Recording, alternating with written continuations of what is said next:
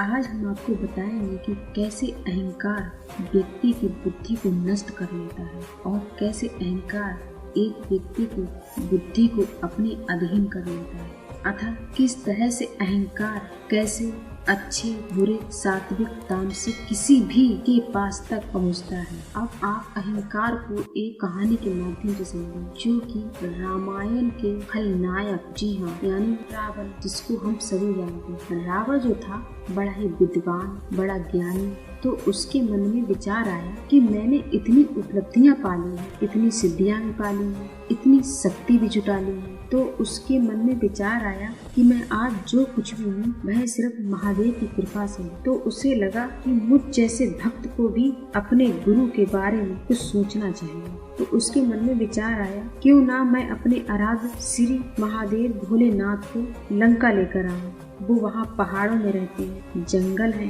बड़ी ही निर्जन जगह है। अब अहंकारी का दुस्साहस देखिए, जिनके नेत्र की एक पलक बदलने से भ्रकुटी से लय प्रलय में परिवर्तित हो जाती है, कैलाश पर्वत से लंका ले जाने की सोचने लगा। और जब सोच लिया उसने, तो वह लंका से कैलाश पर्वत की ओर बढ़ चले और कैलाश पर्वत पहुँच भी गए।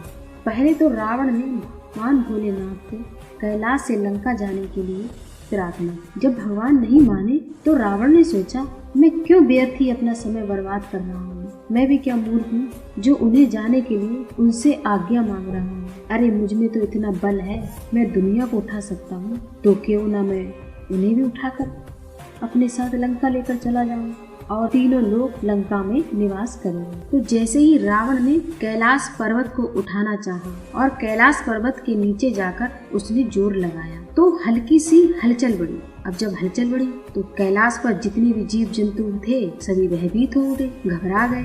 फिर रावण ने थोड़ी और ताकत लगाई तो कैलाश 1 इंच तक और ऊपर उठा। ये जो नजारा था देख काफी टाइम हो गया भगवान शिव को देखते देखते। तब भगवान शिव ने सोचा कि चलो अब काफी देर हो गई है, अब इस मूर्ख को पता तो चले कि बल क्या होता है। तो भगवान शिव ने अपने अंगूठे से कतई धीमे से कैलाश को दबाया। अब भला भगवान भोलेनाथ की अटल इच्छा के आगे किसी का बल क्या ठहरता। रावण से वो पर्वत टस से मस नहीं हो पा रहा था और उसी क्षण कैलाश पर्वत के नीचे रावण का हाथ आ गया। अब तो भाई रावण जो थे बौखला गए, उनके हाथों में पीड़ा होने लगी और रावण ने अपनी पूरी शक्ति लगाई, फिर भी वह अपने हाथ को निकाल नहीं पाए। तब उसे समझ आ गया और अंत में उस बलशाली महाशाली को भगवान शिव की प्रार्थना करनी पड़ी।